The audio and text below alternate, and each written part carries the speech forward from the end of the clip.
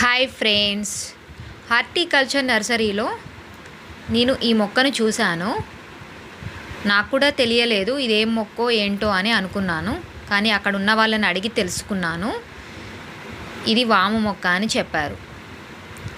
అయితే నేను ఒక ఆకును చించి స్మెల్ చూస్తే అది వాము మొక్కే. మన దగ్గర వేరేలా ఉంటుంది కదా, కానీ అక్కడ ఇదొక వెరైటీ. బాగుంది కదా. నచ్చితే లైక్ చేసి కామెంట్ పెట్టండి. Thank you watching friends.